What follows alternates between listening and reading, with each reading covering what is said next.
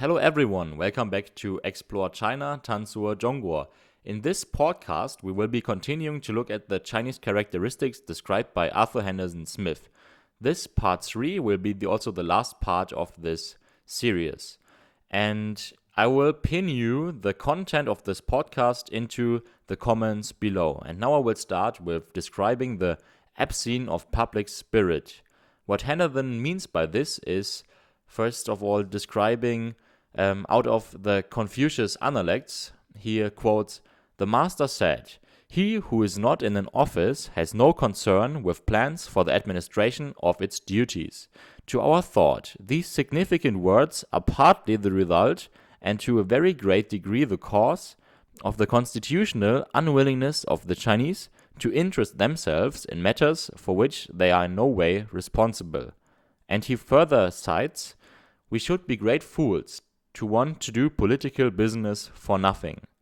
And I personally think that still until today in Chinese society, there is not this big political desire. So many Chinese people just don't want to engage themselves in political affairs. And then he continues by saying, "But nonetheless, at critical epochs in Chinese history, especially when there is likely a change of these dynasties, single-hearted men, resolute men, have often thrown himself into the breach. Such men are not only true patriots, but are infrangible proofs that the Chinese are capable of being stirred to the most heroic exertions in following public-spirited leaders." And I think that this got most clear at the establishment of New China. This was in 1949 and 1st October when Mao Zedong at the Tiananmen Square proclaimed the People's Republic of China. And now let's continue with the indifference for comfort and convenience. Henderson argues that for the Occidental, times have changed and we have changed with them. In China, on the contrary, times have not changed and neither have the people. Personally, now, I would guess, this is very true from around the 16th century up to the 20th century. But now in recent history, this changed dramatically again, and China is in many parts, like digitalization now, ahead of many other countries. And now let's go to the patience and perseverance. In order to explain to you the patience and perseverance in China, I will give you the example of the remarkable agricultural army. And this goes like this. Another example of the persistence of the Chinese government is not less remarkable, and is still fresh in the minds of foreign residents in China. In the year 1873, the Chinese general Zuo Zongtang established himself in Barkol and Hami, having been sent by the government to endeavor to put a stop to the great Mohammedan rebellion, which, beginning with a mere spark, had spread like wildfire all over western China and through Central Asia.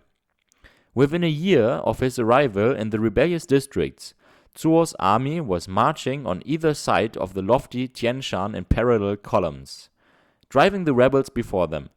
When they reached a country in which the supplies were insufficient, the army was turned into a farming colony and set to cultivating the soil with a view to raising crops for their future support.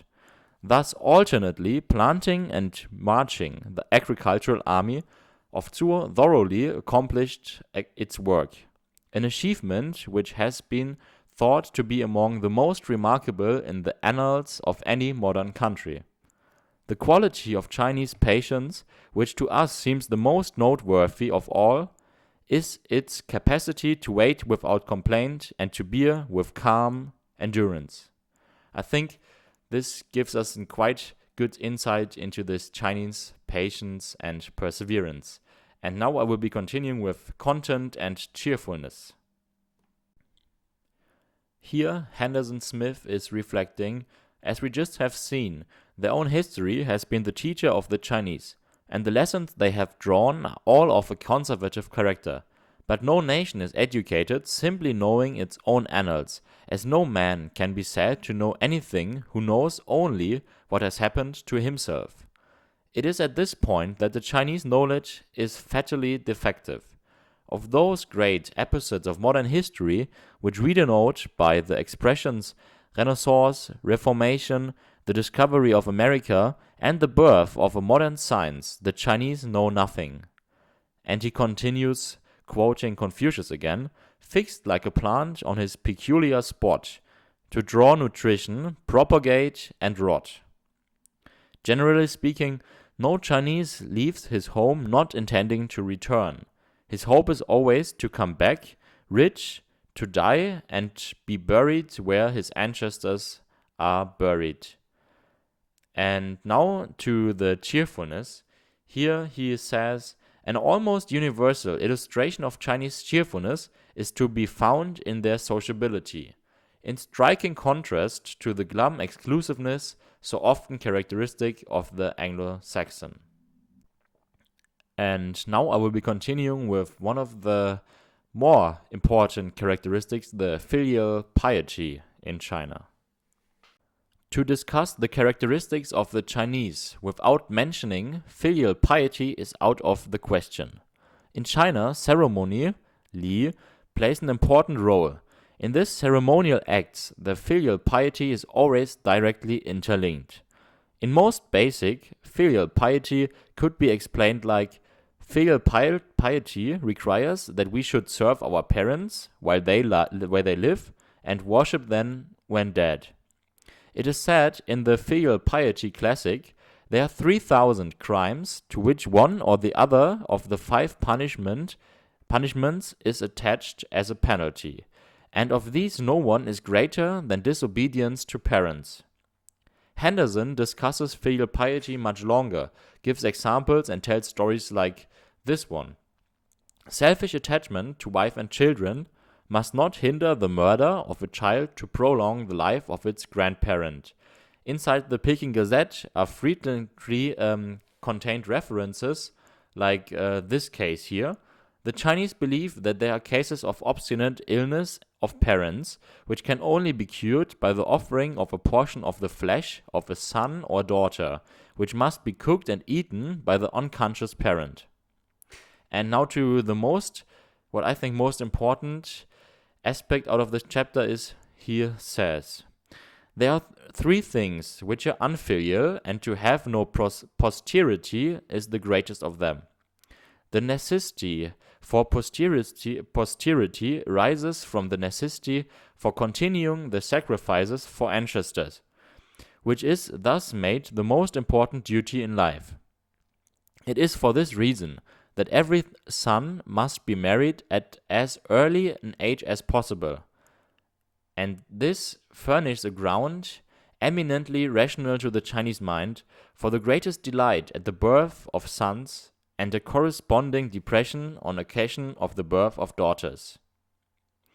And in regard to mentioning mourning and grief, Henderson says, there are instances in which extreme filial devotion is exhibited by the sons building a hut near the grave of the mother or father and going there to live for the whole time of the mourning. Now I will be continuing with the characteristic of benevolence. Benevolence is at the head of the 5 constant virtues. The character is composed of the symbols for man, and now, which actually should be person. I think Henderson mistranslated this one here, and 2. So benevolence is something which ought to be developed by the contact of any 2 human beings. Benevolence is expressed, for instance, when the vast soup kitchens which are set up anywhere and everywhere when some great flood or famine calls for them are familiar phenomena, as well as the donation of winter clothing to those who are destitute. And now, personally, he mentions now the Labadie, which I think is very interesting, and he says, the most superficial form of Chinese benevolence is the 12-age gruel, or the Labadie. On the 8th day of the 12th moon, it is the custom for everyone who has accumulated a quantity of benevolent impulses, which had no opportunity for their gratification, to make the most liberal donations to all comers, of the very cheapest and poorest quality of soup.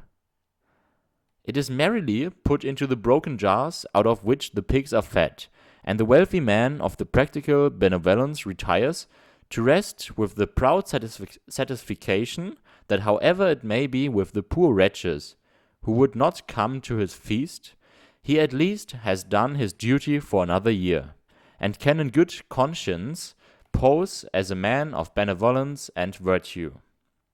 And interesting to mention is that the Chinese character for benevolence, unlike most of those which relate to the emotions, which generally have the heart radical, is written without the heart.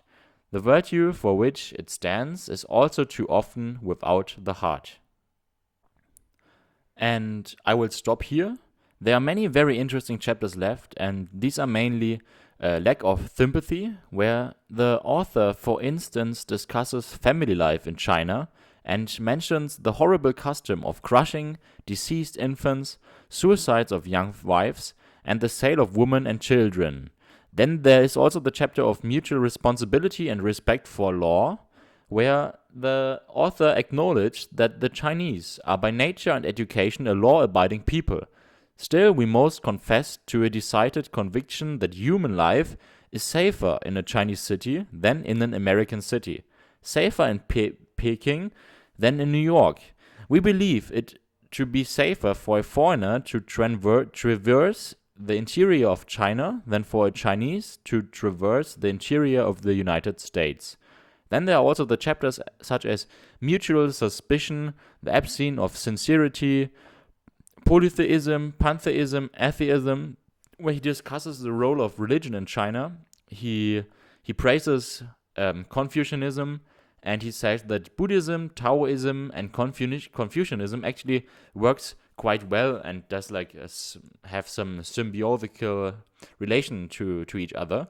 And then the last chapter is the real condition of China and her present needs. And here, quite interesting and controversial is keeping in mind that Arthur Henderson Smith actually is an American missionary.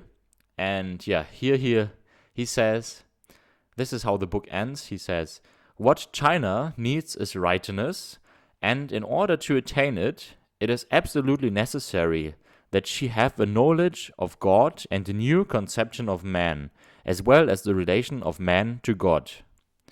It will be met permanently, completely, only by Christian civilization. Well, and this is Arthur Henderson's Chinese Characteristics. I think it is a very interesting book where one can think about a lot of different topics and aspects.